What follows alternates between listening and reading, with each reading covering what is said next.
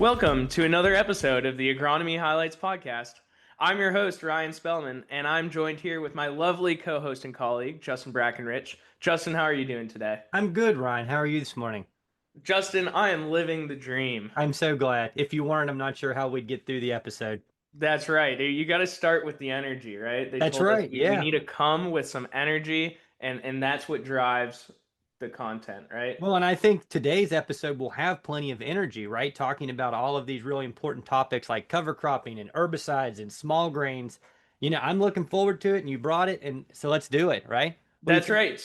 So we have a double header today, which they're always fun because we always bring on a guest and try to keep it tight, and we go on forever, but that's okay. And today we're going to talk about cover cropping after wheat as our first conversation, and then we're going to talk about herbicide recommendations after wheat. So we're kind of in the season, in my area at least, wheat is coloring up. It's somewhere just past flower right now. So we get to kind of talk about what happens later on in the season when we actually harvest that wheat and what we can do with that field otherwise.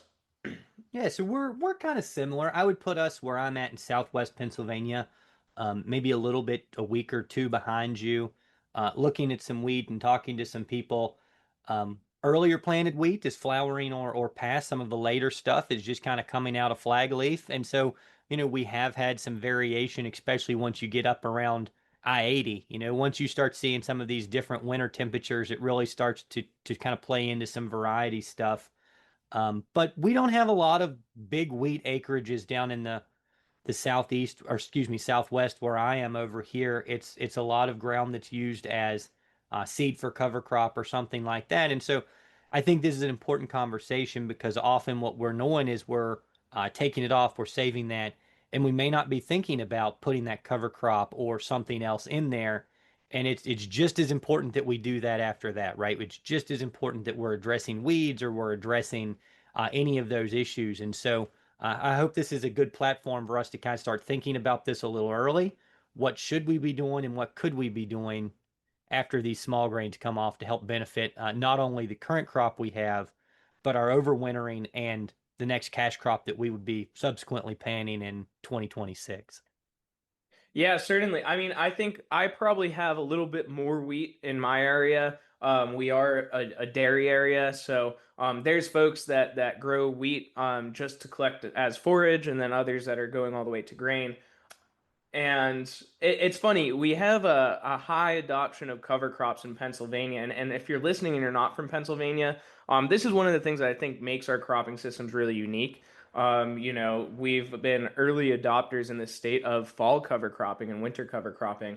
And this is the one time that you do see fallow fields. It's like the wheat is harvested and then, if it was in the fall, people would be going in there with a cover crop, usually they're using a grass species, a cool season grass like triticale, wheat, barley, as a cover crop, but they pull off the wheat and then the field lays fallow. So I think it'll be awesome to hear about some more options that farmers have for cover cropping. And Heidi's going to talk to us about a little bit of the value of doing that and why you might consider including that earlier cover crop in that rotation.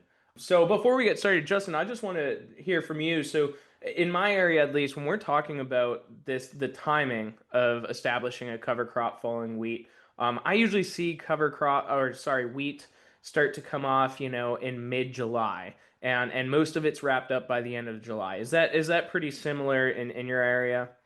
I would say kind of south to north, we would be starting mid-July, but I think there are times that we would push into August. I don't think that's uncommon, right? As we've got kind of spread out or we have later plantings and things like that moving, I don't think that would be uncommon to see oats and wheat kind of starting to overlap in late July, early August type harvests. Yeah, yeah. That's I think if conditions are I know last year we kind of we had a lot of drought and then we had a wet patch right at the end of July, and I did see there were a lot of folks that did not get their wheat off that were moving into August as well.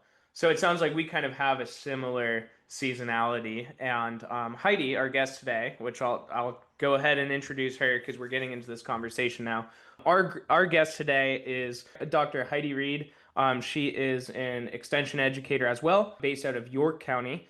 And so they have a little bit of a different climate in that area and some more opportunities for cover cropping as well. So she has a background in soil health and cover crop management. So I'll let her introduce herself. And I think she's been on the show before. She was on our crop. Well, I know she's been on the show before.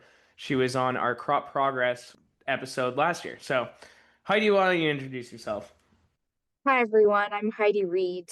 Like Ryan said, based here in York County. I also spend a fair bit of time in Adams County, and I live in Lancaster, so see a fair bit of the breadbasket of Pennsylvania. And yeah, my graduate research was on planting green. Spent several years doing on-farm trials and research trials specifically focused on planting green, and have continued my interest in novel cover crop management practices with doing some broadcast interseeding into standing soybeans work, which has moved into drone seeding into soybeans, as well as some drill interseeding into corn earlier in the season.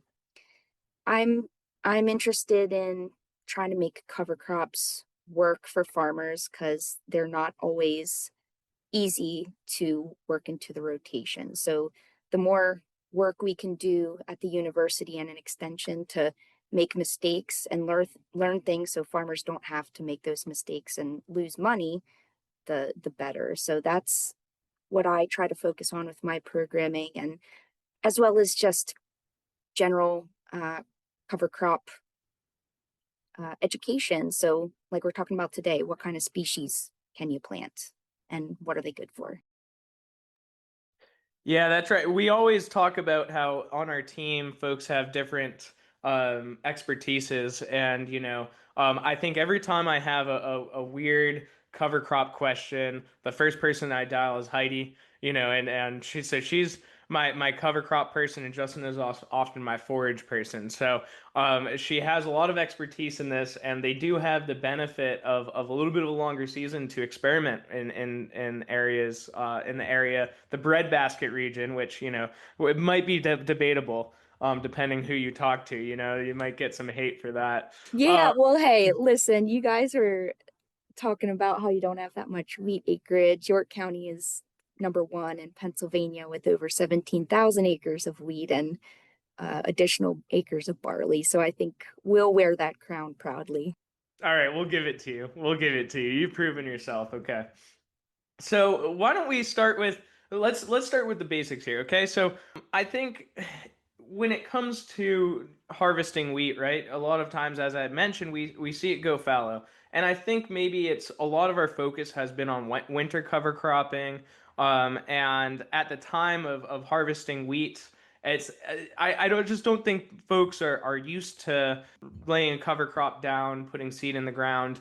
They maybe lack some of the knowledge of what would work best, or maybe in your region they might be thinking about double cropping. So double cropping soybeans, that is. So can you give us an idea of like what are the benefits? Like why would you tell someone to include a cover crop after wheat?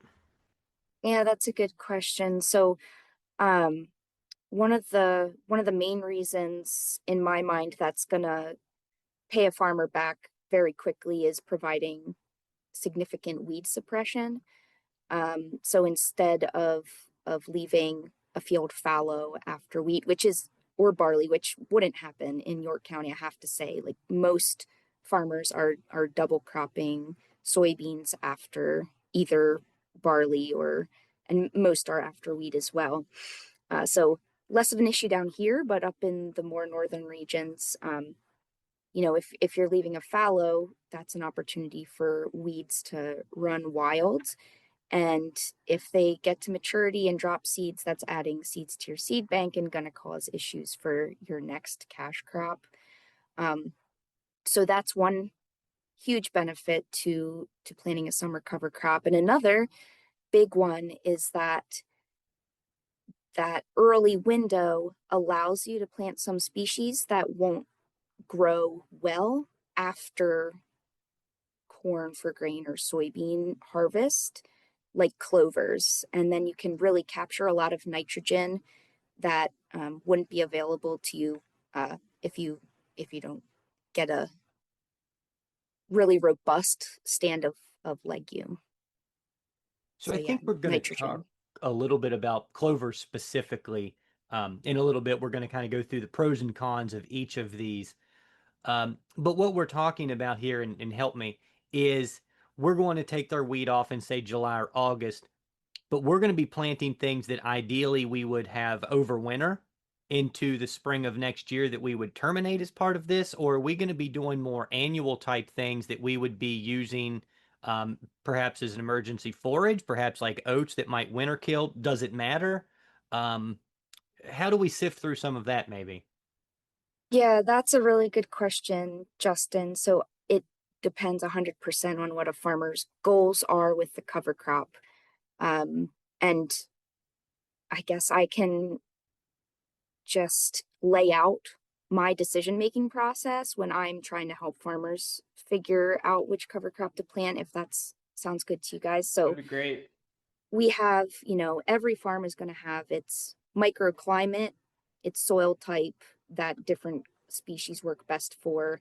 And in this situation, this part of the rotation, our planting date is narrowed down, right? So we're looking at, early July, maybe down here in the southeast, up through early August further north. And then you have, what kind of tools do you have available to you to do the seeding? Do you have a drill? If you're planting small grains, yeah, you're going to have a grain drill most likely. Or do you want to broadcast with incorporation after the fact? Those are other things to think about. And then what tools do you plan to use or would you like to use to terminate the cover crop? Do you want them to winter kill so you don't have to spray um, or plow under? Or do you intend to let it grow through the winter, have living roots as long as possible, and then do a chemical termination the following spring or plow it under? So thinking through, do I want winter kill? Do I want it to overwinter? What tools do I have available to me? And do I need to grow forage, something that's appropriate for forage to feed animals, or can I choose other ecosystem services like I want to focus on nitrogen or I really just want to focus on weed suppression? And once you work down this list and check things off, then we can kind of easily dial in on what species. There's going to be one or two species that's going to maximize the benefits of your goals. So with nitrogen management, and we're thinking specifically about these clovers, can you plant something, and I guess where I'm at, maybe I have a narrow view, but it's typically crimson clover, right? And I'm sure there's a lot of other clovers that we could throw in here, but if we use that for argument, is there a point that you can plant that too early, that it's not going to overwinter well, or that it's going to fix too much nitrogen on this side of winter and then we don't see it next year, right? Is that something we have to consider this, or is it kind of like anytime you can get it out there, it's going to be good to have it? Specifically after small grain, if you're in that window, that July to you can't plant it too early. I would say you don't want to plant crimson clover, in June or something like that. We typically, well, if you could interseeding into corn, but that's a whole different can of worms. But I That's would a say whole other crimson clover, podcast. We'll have to have yeah, that that's a one whole next, nother right? Yeah. podcast. So I don't think it would be an issue that you would be planting too early um, with crimson clover. And, if you are worried about it being too big going into the winter and potentially getting damaged or winter killing or developing disease because it's too lush, you can either mow it or graze it and allow it to do a little regrowth. So that's an option. And crimson clover really is the species that I have had the best luck with on our on-farm trials and demonstrations. There's other species being marketed now Balanza clover or fixation nitrogen clover and berseem clover.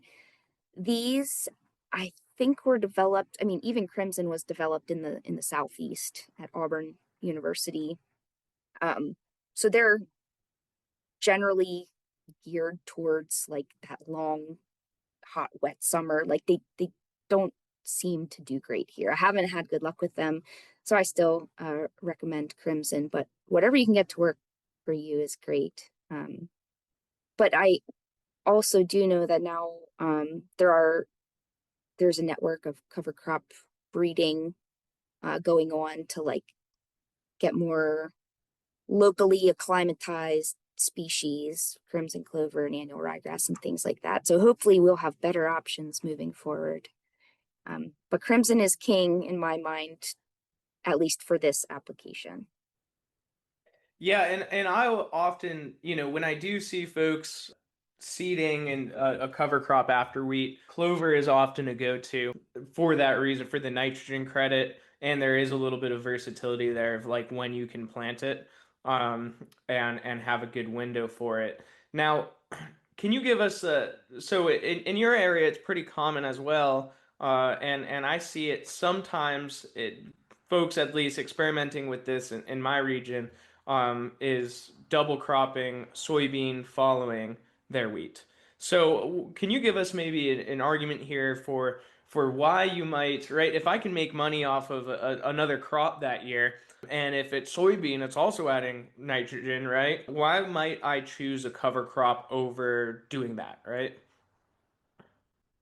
Yeah, so this is where we come back to something that I know just is near and dear to Justin's heart, which is understanding your cost of production, and not just for one crop in the rotation, but for the entire duration of your crop rotation. Um, so I have gone through the exercise of doing a partial budget for like a corn, soybean, or a corn, wheat, double crop soy, and comparing that to uh, corn, soybean, yeah, corn, wheat, having a cover crop in and then going back to corn. And of course, it depends on commodity prices and input prices. But usually, that comparison, when you consider the amount of nitrogen credit that you can get from a big, high biomass, fully flowered out crimson clover cover crop, which you can basically get 100 pounds of nitrogen for free. Your mileage may vary depending on a bunch of conditions, right? But so depending on the price of nitrogen, when it was approaching what a couple years ago was approaching like $1 per unit, when numbers are looking like that, it makes a lot of sense to plant a legume cover crop and get that nitrogen credit, as well as you're saving on inputs, all the inputs that go into a cash crop like double crop soybeans. Now we're back down to like what 39 cents per unit of nitrogen, so that math doesn't pan out as well in favor of the cover crop and getting the legume nitrogen credit. But again, this is where it really does pay to go through the exercise of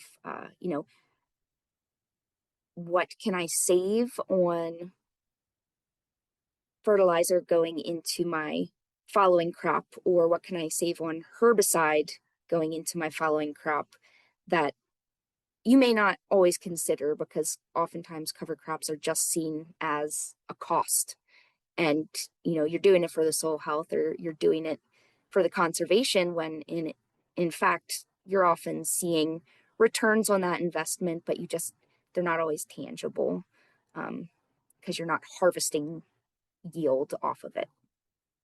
So, and additionally, now that there's in our current funding situation for conservation practices, oftentimes you can get a pretty hefty payment to put in a cover crop mix, especially if it's going in the summer.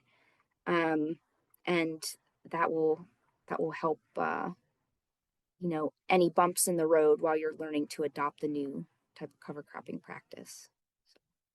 And I think that's a great point, right? And the counter argument is, well, I'm getting some nitrogen credit from my soybean double crop too, right? And I think we have to be careful of these numbers have changed dramatically, even over my career, right? As short as it's been, they were a pound per bushel, and then they kind of said like, well, that's way too high, and so they've brought down. And the internet's a funny thing, right? You can find whatever number you want to support your argument, but typically what I'm seeing is somewhere like 40 to 60 or 50 pounds for like a full season well yielding soybean is what your in credit would be after something like that, right? And Heidi is saying we're talking about like 100 units after um, this nice clover establishment. We're not going to get 40 or 60 units of N after these beans like we would a full season bean, right? Because they're a double crop bean. So we can't add that full quality of nitrogen into this equation to kind of offset that. I hope that makes sense, but we can't double dip on the beans too. Maybe we're getting 20 pounds or something of additional N coming off of the soybeans when we do our mathematics here. Yeah, and that brings to mind Dr. Charlie White has done tons of work on this nitrogen calculator tool for calculating your corn, your cover crop credits going into a corn crop. And we're seeing more and more that it's actually soil organic matter is going to pay like dividends compared to just like a one-off nitrogen fixing legume. Like, yes, you're getting that the next year and maybe the following year, but if we're instead planting mixes that include grasses or higher carbon cover crop species, and we're doing that year after year wherever we can in the rotation, and we're building soil organic matter, what we see is the nitrogen cycling is much faster. I guess you get a better nitrogen turnover from the soil organic matter itself than from the cover crop that was living for just 1 year. So it's that's not to discourage people at all from planting legume cover crops and going for that credit, but also, you're playing the short game or the long game with all of this. So I do recommend oftentimes, planting a mix, annual ryegrass and crimson clover, for example, is a mix I often see working well for people in this time of year that we're talking about. So you're kind of spreading your risk in one hand. If for whatever reason your clover doesn't grow or your annual ryegrass doesn't grow, you've got your bases covered, and also different growth habits, right? Annual ryegrass grows really, really fast. Our clovers are kind of sluggish. So spreading your risk in that way, getting different leaf architecture and root architecture to like maximize the benefit of this cover crop that's going in, can be a good tactic too if it fits within a farmer's goals for their cover crop. Sure, yeah, and often I kind of think when we talk about mixes and I, you have to be you have to know what services you're after, right? I think some folks are experimenting with these huge mixes of 8 species, and sometimes I wonder, what the value is. Are they targeting anything specifically? So I think being, as you're mentioning, kind of being thoughtful of the growth patterns. Do they have complementary growth patterns? Ones that maybe, if there's a weakness in a cover crop or two in your mix, can you fill that weakness with another crop strength that also won't um, create too much competition for the other? And correct me if I'm wrong. I think that's probably the best way to think about mixes. Um, Yeah, I would agree. There is something to be said. There's a school of thought like diversity for diversity's sake, and there's people who want the 20-way mix, and it, that what they're after is the diversity itself. and they're looking at not just the diversity above ground, but hoping that diversity is going to result in the soil microbes, the soil microbiome being more diverse and providing benefits there.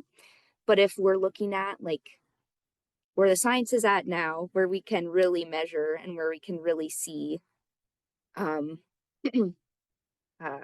yeah, I would agree that, you know, a grass, brassica, a legume, these are all going to work nicely together and cover different biological niches and provide different benefits. Um, and I do have to say, I have never seen clover grow so nice as when it is in a mix. It doesn't seem to like a pure stand in my experience. I'm curious if the folks listening have had the same experience on their farms or with folks they're consulting. But yeah, that's what I've seen. But I think we've talked a lot about your goals, and Heidi, you may want to close your ears or you may resign from the podcast after this. But I think we're talking about often the goals of the farm. And if one of your big problems is I can't control weeds or something like that, when we start getting into mixes, we really start to limit ourselves on weed control beyond just like suppression or not creating more, right? And so I'm not saying no, we don't want diversity. No, I absolutely agree with that. But once we start going into brassicas and broadleafs and grasses together, we've taken any in-season weed control options basically off the table, right? And so I think we have to understand what we might need as far as our weed management spectrum is. Are we coming out of small grains that were just polluted with a bunch of broadleaf problems that we're going into soybeans again next year? Looking at our cover crop, this could be a great time to potentially go in there and manage some of that. So I think it goes back again to what you mentioned. What are your farm operation goals and what's your checklist? I don't know, maybe that's wrong. But I think what's next, right? With farming, it's not what are we doing today. It's what are we doing 6 months from now, 18 months from now, 24 months from now, and what can we do today to make that better? Yeah, that's a great point. And there's certainly going to be species and like tactics, like the interseeding, early season interseeding into corn is that handcuffs you immediately in terms of herbicides you can use, right? Um, so yeah, point well taken. I coming out of a small grain, you know, hopefully weed control is that's like a good part of the rotation for weed control. But yeah, you always gotta consider what type of species you're struggling with. I guess I can mention some of my favorite species that we haven't talked about yet. Like we've talked about the annual ryegrass and crimson clover, kind of like, um, most common, I guess. Although there's farmers who don't like to work with annual ryegrass because it takes particular management to and like spray it effectively um, to kill it out. But I'll say for this window after small grain, um, and I'll just mention a couple winter killed species that I really love. Um, so number one, I really have been impressed with buckwheat. Um, Around here, I know a couple of farmers who grow it and then take it to grain and then like sell seed on the side. Or buckwheat is really nice because especially if you're considering, maybe planting cereal rye or triticale a little later in the fall, it fills a very short window incredibly well, like 40 or 50 days of growth, and it's going to be doing an incredible amount of weed suppression. You put that in the ground in the heat of the summer, it's up in 2 days, and the canopy is closed in 2 weeks. So that's really impressive to see. It has flowers for pollinators. So it's providing that uh, ecosystem service for, to be honest, like, they'll come from all over the place and congregate on that buckwheat field. There's an opportunity there to partner with apiaries if they want buckwheat honey. And the beauty is it's really wimpy and easy to kill. So um, even though it does mature quickly. So you may be worried about it becoming a weed. It kills easy. So roll crimp or frost or herbicide will take it out like no problem. Um, Another species that I think, well, I'll mention two that seem to do well in a mix are sun hemp and sunflower. So sun hemp is more on the expensive side. I wouldn't recommend like a pure stand because it would be very pricey. Um, but it's a short-lived um, summer annual legume that can fix significant amounts of nitrogen in really, really short window. Um, and it does provide, some interesting diversity. It gets really, really tall and upright. So if you have more of a vining species to grow alongside of it, it can provide like structure and support for that. And sunflower, right? That's always a good one for building goodwill with your neighbors. As silly as it sounds, people, the general public loves to see it. It's great for pollinators, great for birds, and also has a beautiful taproot system that can bring up some nutrients from deeper in the soil profile. So, thinking about chucking a bunch of things in a mix, if you have the ability to, with whatever goals you're trying to achieve, those are great ones for the summer.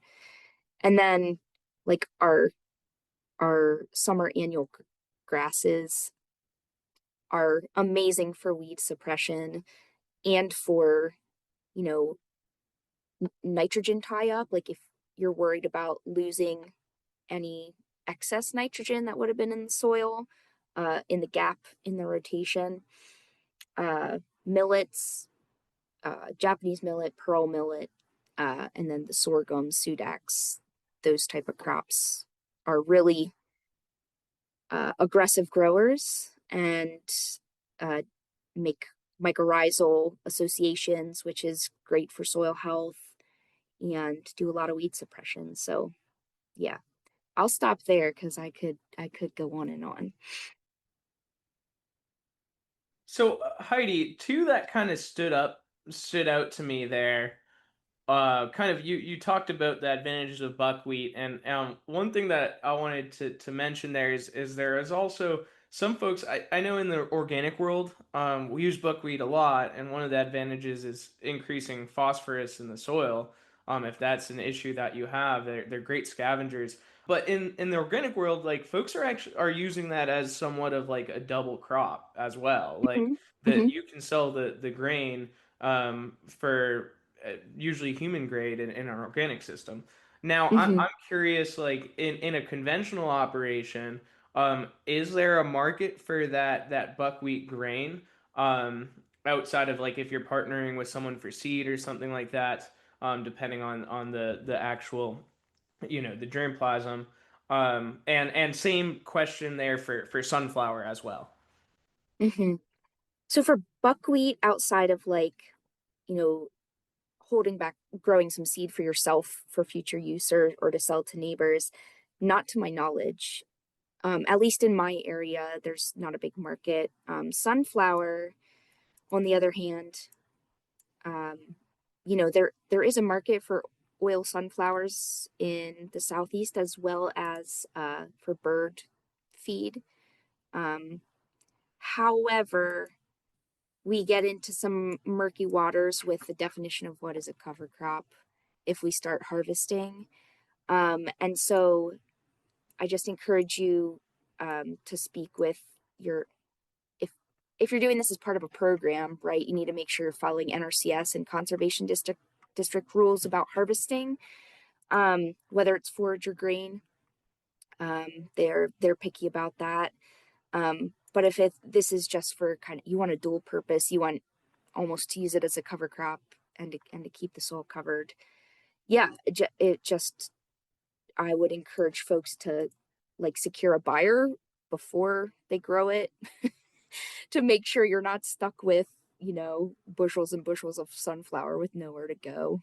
I guess can always like bag it up and give it to the birds, but yeah, have a buyer before you look into these kind of alternative weird crops. That sorghum for sure, there's a market for feed, but again, that's growing it. If you're growing it to sell it, you should treat it as a cash crop, and manage it that way. So most of the time, if it's a species among several thrown in a mix, you're not going to harvest it in that way.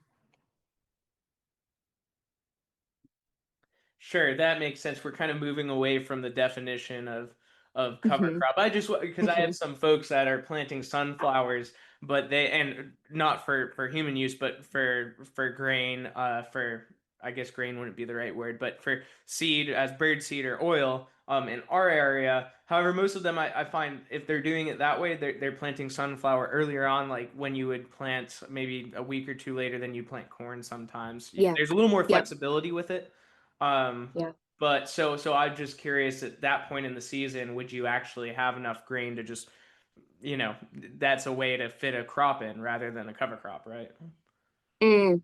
Yeah, I would caution folks like specifically with sorghum, that needs to be managed. In our climate, we already have trouble with that grain drying down adequately for storage when we plant it timely. So just be careful with planting date and ensuring that if you're growing it for grain, grow it for grain. If you're growing it for cover crop, you treat it a little differently. Although we do, on the other hand, there's some people that say we got to treat our cover crops like cash crops, or else we're not going to get the most out of them, and then what's the point? So, um, different schools of thought. So Heidi, we've kind of talked about some of our different options for what we can plant. Can you talk maybe about like best practices for establishment? Should we till, not till, or should we leave the straw? Any thoughts on broadcasting, like with a drone? Like what are our best or drill? What's our best way to establish these cover crops after wheat? Yeah, thanks, Ryan. So for sure, we get the best establishment when we pull the drill through the fields. We're maximizing seed to soil contact. We're reaching moisture at what's typically a drier time of the season. So we tend to see quicker germination and emergence of the seed. Um, However, it's slower than broadcasting with a fertilizer spreader. Um, and that can be a great method. If we are broadcasting, we just got to set expectations that emergence is going to be slower. We can improve the catch if we roll over with cultipacker or do some really light tillage, some vertical tillage, and then leave the straw or harvest. That is up to the grower. Like if you've got a market for straw, I know very few people who let the straw out there. They've got bedding. They need it for bedding, or they're selling it to someone for bedding, and it can be a very profitable piece of the rotation. But you are removing organic matter as well as a significant amount of P and K with that straw. So just gotta consider again your goals and work that into your nutrient management uh, in the rest of the rotation. So that's up to again standard extension response. It depends, but um, work through your goals, work through your cost of production, and I guess go for it and adjust as needed if it doesn't work out. And come to extension if you've got questions. We're happy to help. Great, Heidi. Yeah, that's the especially as we get more into drone seeding and broadcasting, I've had a group of farmers that have broadcasted for a long time.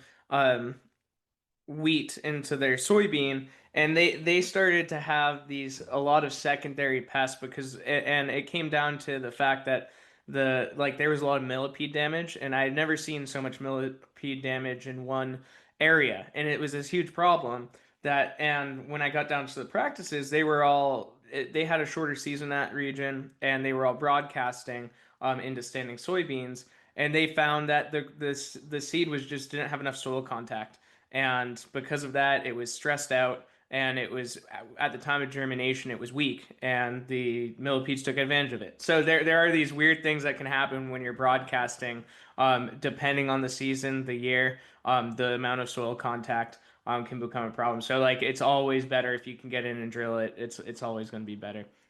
So, Heidi, thank you for coming on. Um, I have are there any resources folks can use to make some of these decisions, right? Do you have are there tables available where they can look at, what cover crops, the one that would fit into their rotation best?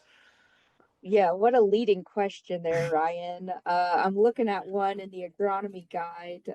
Was it table 1.10-1, I believe, is our cover crop table. Um, yeah, that's useful. One that I have been leaning on more and more and really like to recommend is the Northeast Cover Crop Council has a decision-making tool that you can, it's interactive, so you can put in your goals, your planting window, and your specific soil type, and it'll spit out, rankings of the best options based on what you've input. So that is an excellent, excellent tool. Hopefully, you guys can share the link with the audience, but I highly recommend that.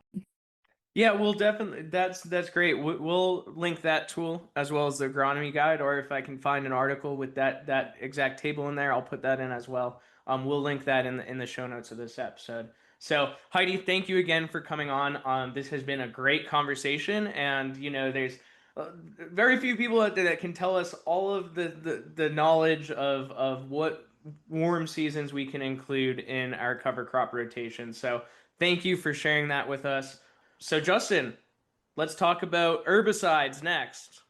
Yeah, we've learned everything we can plant. Now let's learn all of the things we have to be careful of before we plant them, right? Right. Or learn what we can kill, right? Yeah, Learn there you what we go. can plant, learn what we can kill. Yeah. The important thing. No, I'm just kidding. It's also very important to know this part of it because we often see people say, "Well, I planted this. How long do I have to wait before I can plant something behind it?" As I mentioned a little bit ago, farming is not just what we're doing right now, it's what we're doing 6 months or 18 months or 24 months. And Heidi's given us all these great options.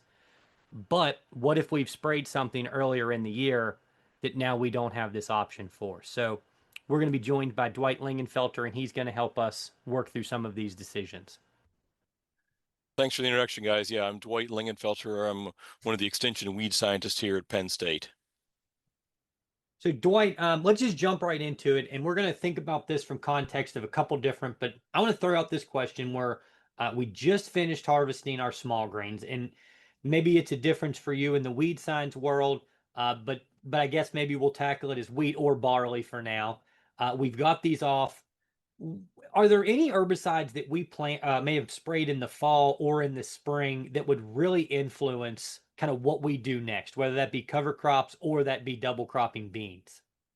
Yeah, that's a good question. So yeah, as usual, the answer is always it depends. So there's different herbicides out there that that will allow, somewhat immediate planting of say a cover crop or soybeans. So I'd say probably the easiest thing to do, let's just talk about, cover crop. If you want to Okay. put some kind of a cover crop option in, things like 2,4-D or Harmony Extra, for example, those, if you sprayed those in wheat or barley, and you want to come in with some kind of a cover crop, whether it be a legume or a brassica or whatnot, those can easily be planted after the small grain harvest. So then we move into things like Osprey and Powerflex and Qlex. those are ones where they will have some longer restrictions, especially on some of the things like the clovers, alfalfa, brassicas. In some cases they're anywhere between maybe 9 months and 12 or 15 months, depending on the specific species that you want to plant. So those would have some effects on the cover crop if you want to try to get those in immediately after.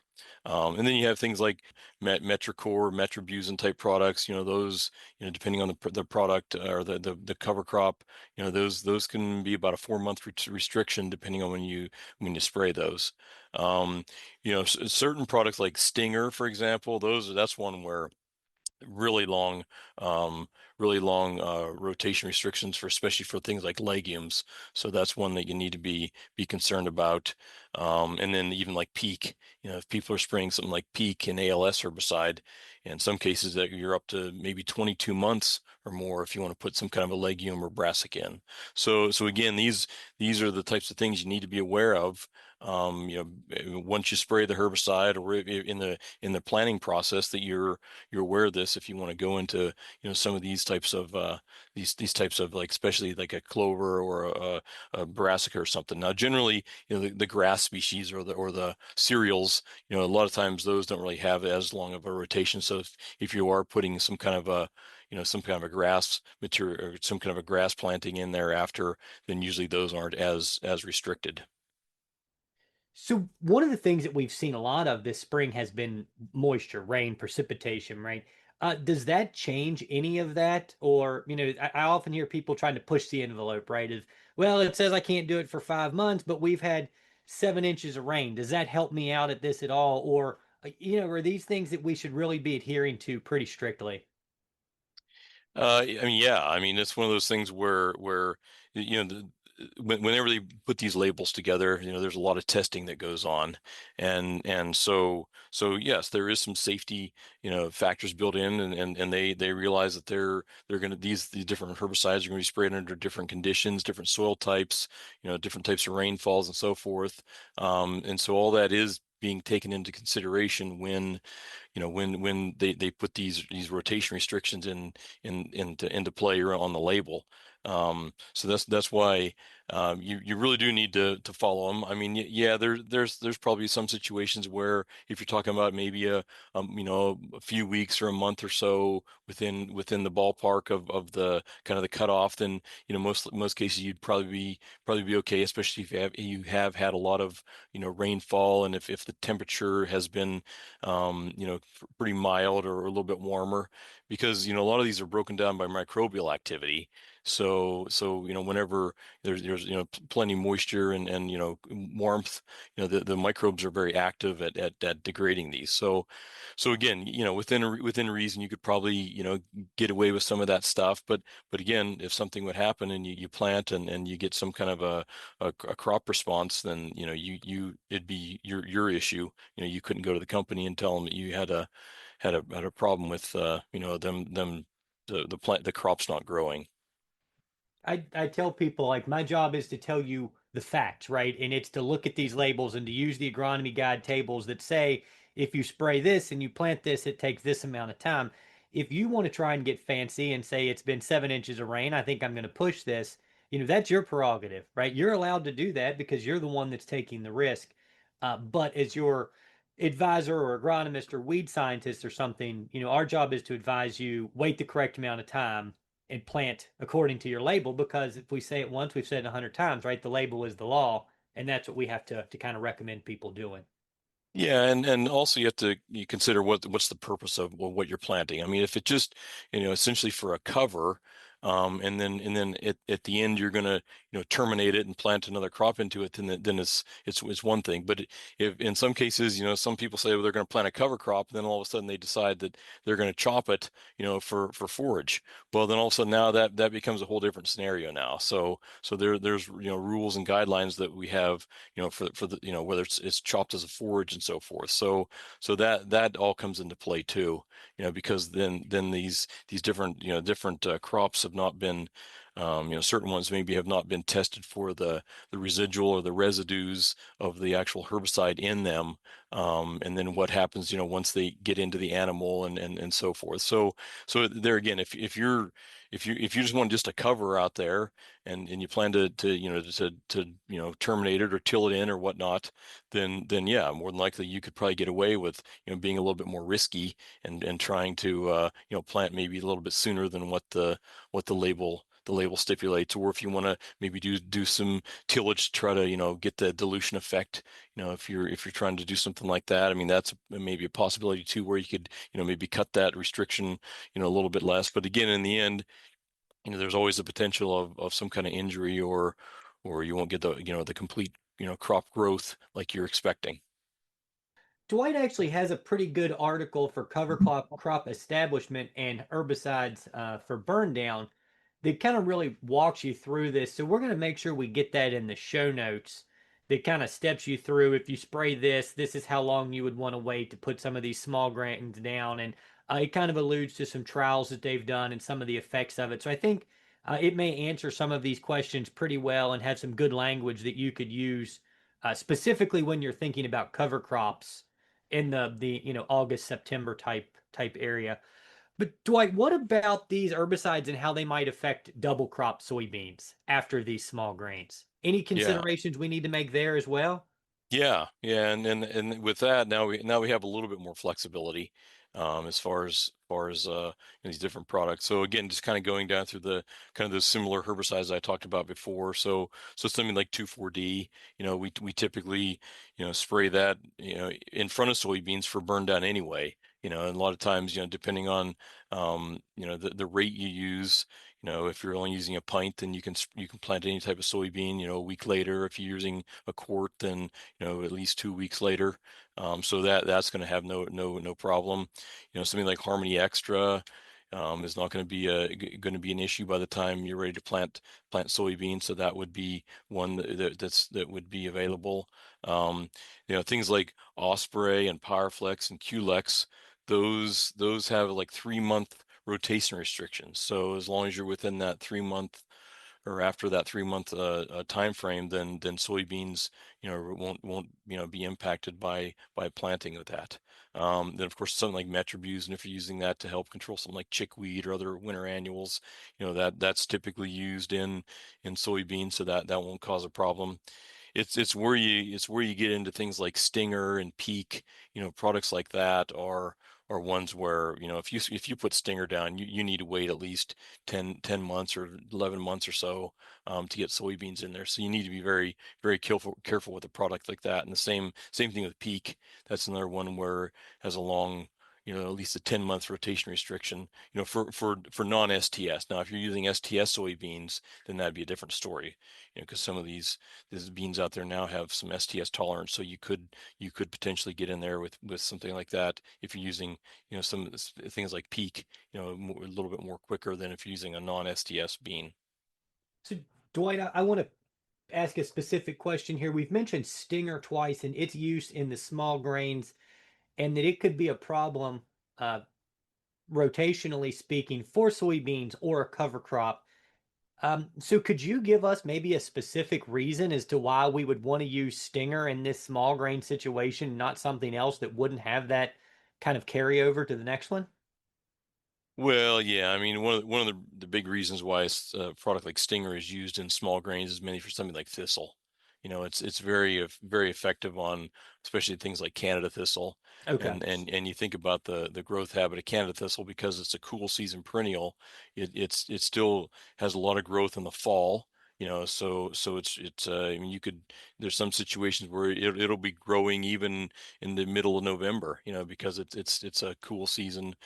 So if you would, happen to have an issue with it in the fall, you could potentially spray something like Stinger, or even in the early spring, it's going to be thriving in the early spring as well. So that's where, if you have a pretty good infestation of it, then all of a sudden you're looking for some herbicide that's going to be very effective on it. Then something like Stinger, a product like that, would be one that you would potentially consider. But you need to consider, as we said, the whole issue with the rotational, what's going to happen after the fact. And so So that's one of those points that we would say, hey, I'm having problem with something like thistle in my row crop, I know that, down the road, I've got this this small grain coming into rotation. We could hit it with something like Stinger. We could get that a little bit better under control than maybe we could with some of our other type options within our corn or bean systems. And so then after that, our idea would be maybe just another cereal as our cover crop. Yeah, you're saying after the Yeah, so small we grain is take our wheat, harvested. we take our Yeah, barley, then we maybe just go yeah. to a rye and let it winter that way. Yeah, I mean Okay. that would be one of those things where, yeah, Yeah. if you're interested in, and there again, I mean, this can take us on a whole different tangent as far as, I always, recommend that if you have serious issues, especially with perennials, a good time to go after them is after a small grain. So a lot of times what I would recommend is, after the small grain is harvested, in that July time frame, and then you just let it sit fallow, for a couple months or so, to let some of those problem perennials, things like the thistle or horse nettle or other dog bane or milkweed, things like that are causing problems. And then you let it, after it's been cut off by the cutter bar, then let it get some regrowth to 15 to 18 inches tall, and then you're kind of setting it up for a better time frame to kill it. So that's when you would go in with a good systemic herbicide, whether it be glyphosate or a little bit higher rates of 2,4-D or dicamba or products like that in that late summer, early fall time frame. Then you can do a much better kill on the perennial. So that's where, I typically recommend getting some kind of a small grain into the rotation, that the overall cropping sequence, if you do have problems with perennials, because it really sets it up nicely. Yeah, so that kind of is a nice way to think about this, right? Is if we're coming out of small grains, we kind of have three options, right? We can go into this cover crops, which we talked about with Heidi, and we've talked about any considerations in the herbicides we need to think about. We've talked about this option of remaining fallow, and we kind of check that box. If we're having trouble with perennial weeds, we can set ourselves up to manage that. We can control those in the fall, and then be set up for that nice spring again to be able to go after it. And then we have this third option of actually double cropping soybeans again, and the options and the necessity that we would have to have of herbicides and programs within that. Yeah, yeah. I mean, I think that's a good kind of overview of, some different ways you can think about, in a rotation, how you can manage things. So if So we're going to think about soybeans left now in that double cropping system, I know that was something that we were talking about before the show that you really wanted to kind of bring up about what herbicides we'd be using in these double crop systems, the timing for these applications. Um, let's just talk about that. What about the herbicides that we would be using for double crops? How are they different than the ones we would be using for full season beans? yeah, so as we kind of transition from, if you think about, after we've harvested the small grain, and you're going to go into a soybean, more than likely, at least in our region here, we're dealing with mare's tail. A lot of times, some of the herbicides, aren't as effective, depending what herbicide you've used in the small grains, and the fact that the mare's tail can still germinate, even after the harvest. We need to think about that. And then, so a lot of times we have these, what I typically refer to as these stumps, these mare's tail stumps that are left after the small grain's been harvested. What do you do with those? How do you, if you don't kill them, they're going to cause problems in the soybean crop itself, as it continues through the summer.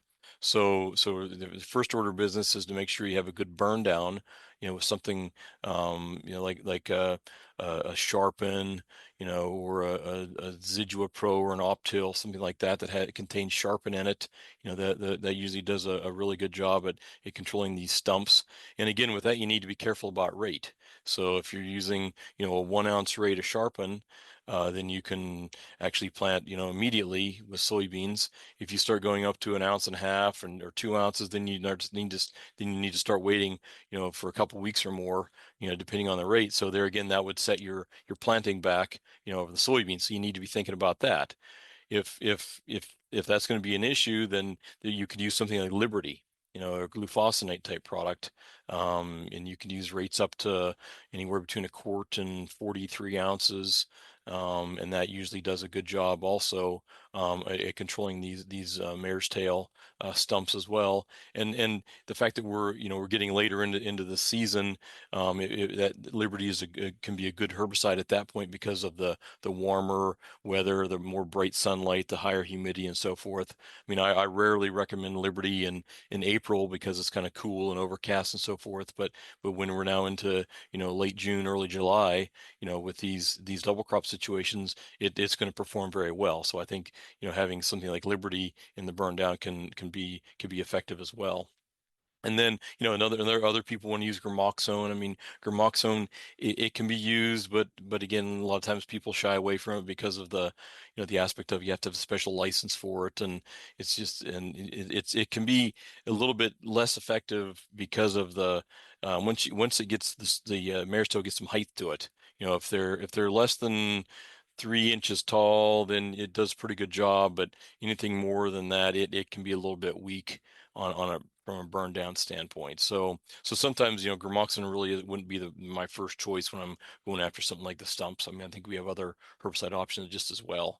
And then just thinking about what other weeds do you have, and aside from something like mare's tail, there's obviously pockets now more of Palmer amaranth and um, uh, water hemp, and then things like ragweed starting to become an issue, cocklebur, jimson weed, things like that are all becoming more and more of a problem. So first of all, deciding what platform we're using, so we can, you're just going to use just like a standard Roundup Ready platform, or are you going to use more of a multi-traded platform like an Enlist, like an E3, or some people still want to grow Extend Flex.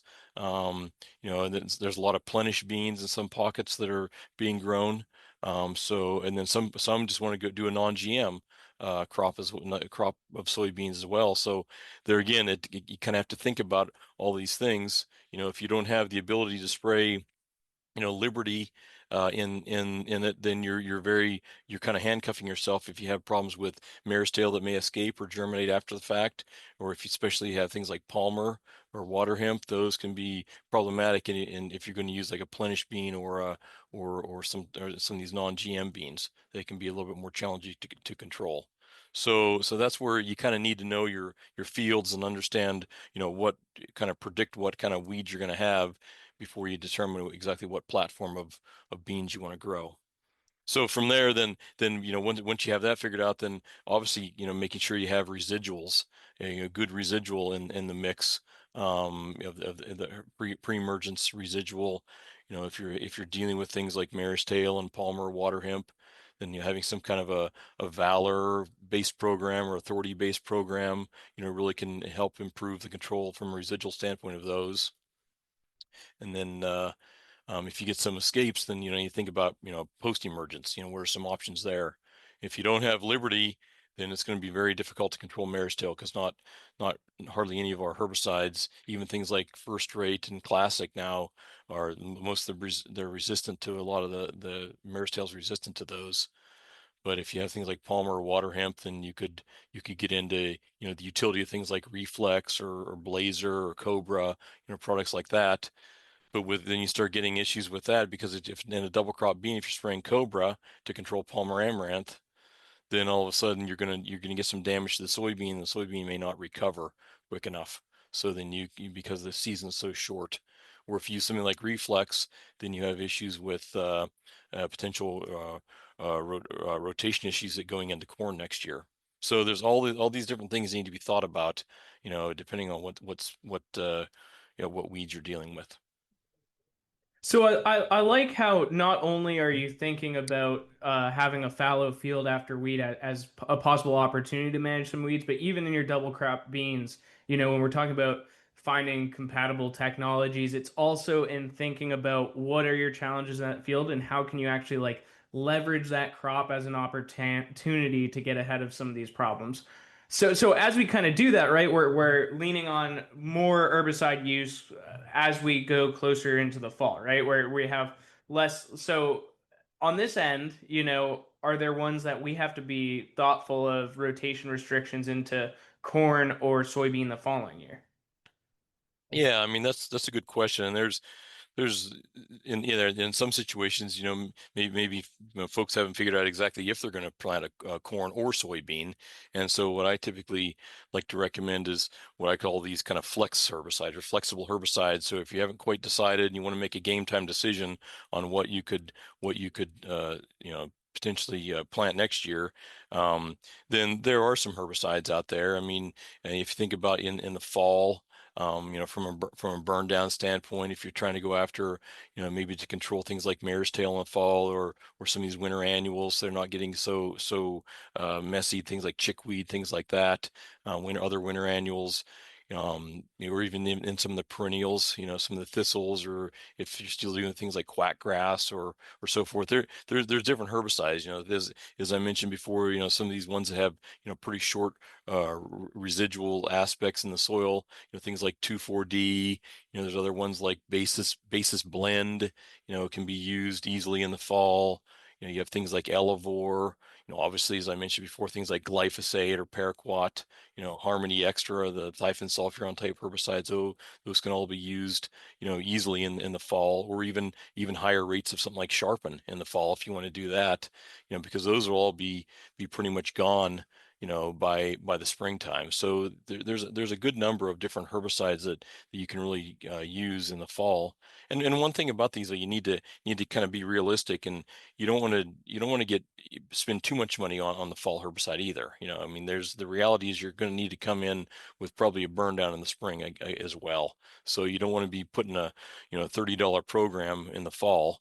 If you can keep $15 or so, you can do a pretty good job with some Roundup, 2,4-D, and 3 or 4 ounces of Metribuzin, and that's going to be a pretty good program for a fall. Whether you're going to plant soybeans or corn next year, that would be one to consider.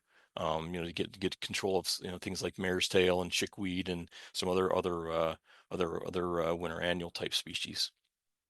So And then there's always if you want to get into more residuals, then the group 15 products, things like Dual and Cetaclor and Outlook, things like that. But there again, I wouldn't really consider those utility in the fall. I mean, that would be something if you were looking in maybe in the spring and burn down, that's one thing. But some of those other ones, I would probably kind of stay away from something like the residual ones. Just kind of keep it simple in the fall burn down. So one of the things that you mentioned was, and you say like a pretty good rate or a stout rate of glyphosate, right? And I think that's one of the things that we forget is this like standard measurement of a quart of glyphosate to Yeah. the acre, and that sometimes can be apples and oranges and bananas is what's in a quart. And maybe that's an episode in itself is talking about glyphosate math, but uh, what are we kind of looking at? Like a pound, pound and a half, 3/4 of a pound? Like what do you kind of recommend when we're doing this? Like it shouldn't be just kind of a wimpy rate, right? We need Yeah. a pretty good dose of this stuff to make this work. Well, and there again, it kind of depends on what we're going after, and you're right. I mean, and with all this stuff, you're going to have what we call rate creepage, where you start at one rate, and it seems like about a year or so later we're back up. That's what happened with the whole Roundup. It's for the original Roundup, 20 plus 25 years ago or more.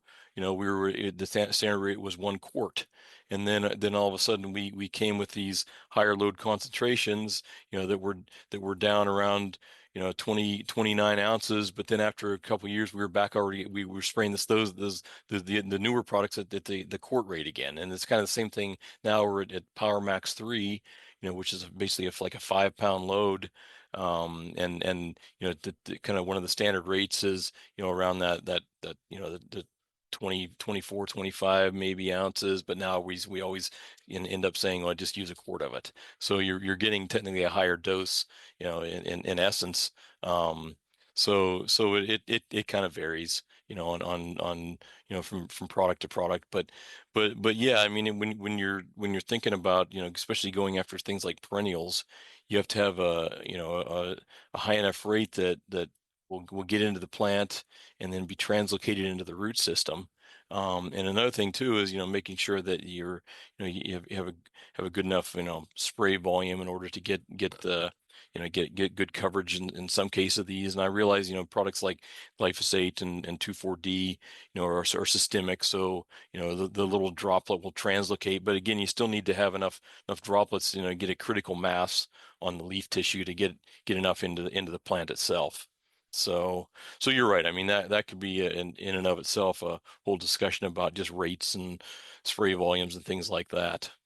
Sure, and this is maybe where I'll put my mandatory plug of this is where the label is just so important, where a lot of what we're talking about here, the restriction information is going to be there, the rate that you're going to use if you have an idea of what you're spraying for, all those rates in there, and use an adequate dose. Use the adequate dose.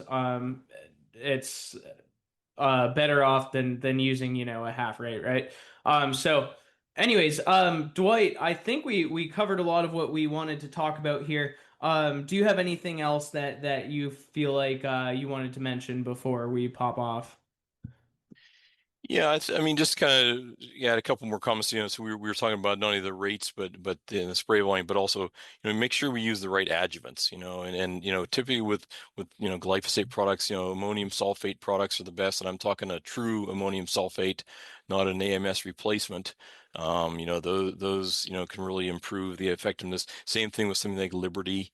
Or if you're using Sharpen, make sure to use the methylated seed oil plus the ammonium sulfate. So I think that's another area, and this would be another idea for a podcast is just discussing different types of adjuvants. So making sure you're using the right adjuvant, using that properly, is can be important as well. So Dwight, I've the last thing is sometimes moving into fall we start to think about maybe harvest aids or some of this harvest after treatment timing, and we kind of pushed up on that a little bit with your conversation about is this a cover crop that's just going out there or is it a cover crop that we may want to feed? And I think the same conversation can be said about soybeans being maybe something we're going to let for animals or if it's something we're going to um, shell, right? So do you have any comments about using harvest aids or days after treatment withdrawals or anything that we need to be aware about when it comes to that in double cropping beans? Yeah, I mean, with any of it, whether it's in soybeans or small grains or corn, I mean, I think people need to realize that it's the harvest aid is there to help desiccate the weeds and dry the weeds down in order to be able to get the combine or chopper or whatnot through the crop. They're not the harvest aid is not meant to expedite maturation of the crop.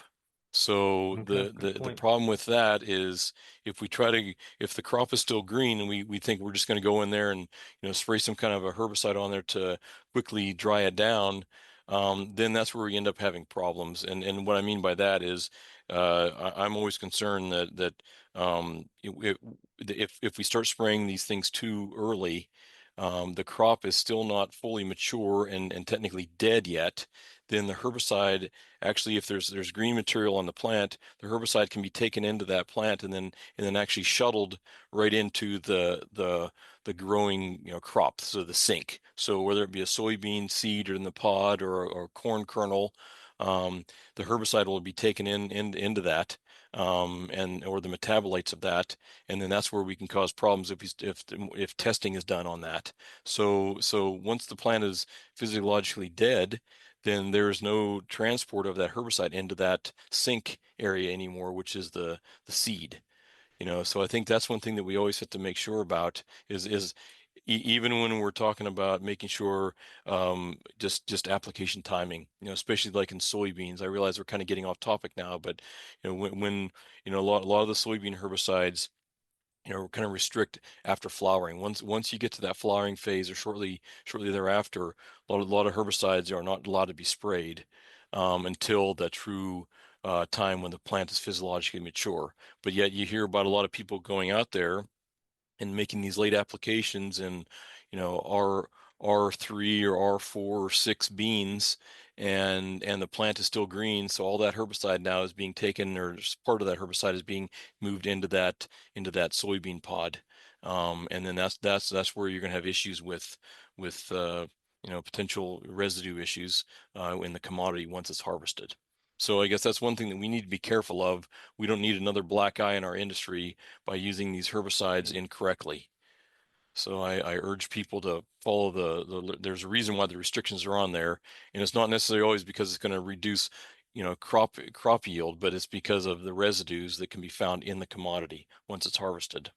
That's interesting. I mean, we could really go down a rabbit hole with that and talk about testing and all of that, but maybe we'll leave that for another episode. Actually, I do have one follow-up question. How often are residues being tested at like your local mill? Is it, I come from more thinking about mycotoxins and stuff like that. Like, how often is it that you're actually getting tested for those residues?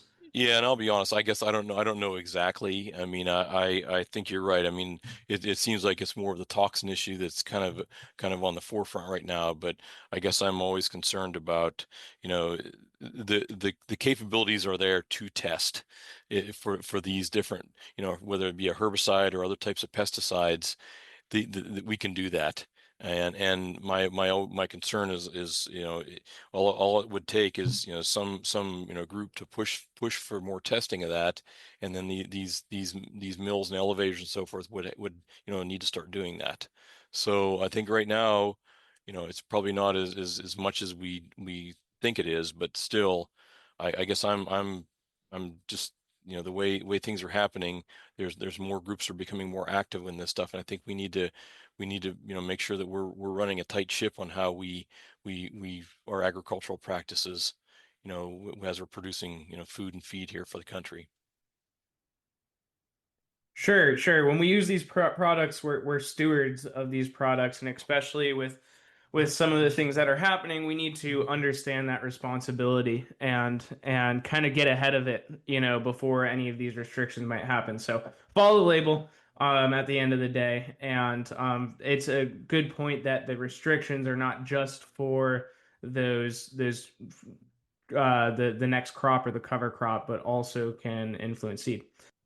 Dwight, thank you for coming on. I think that was a really valuable conversation about herbicide use following your wheat harvest, and we threw a lot of scenarios at you. And hopefully, as folks are listening, they can kind of think about their upcoming plans for harvest and cover cropping, or maybe they're not cover cropping, and they can see how those herbicides and the cover crops that we talked to Heidi might affect their operation. So, or what they might want to add to their operation. So, Dwight, thank you again for joining us today. And to our listeners, thank you for sticking with us. And we'll see you on the next episode of the Agronomy Highlights podcast.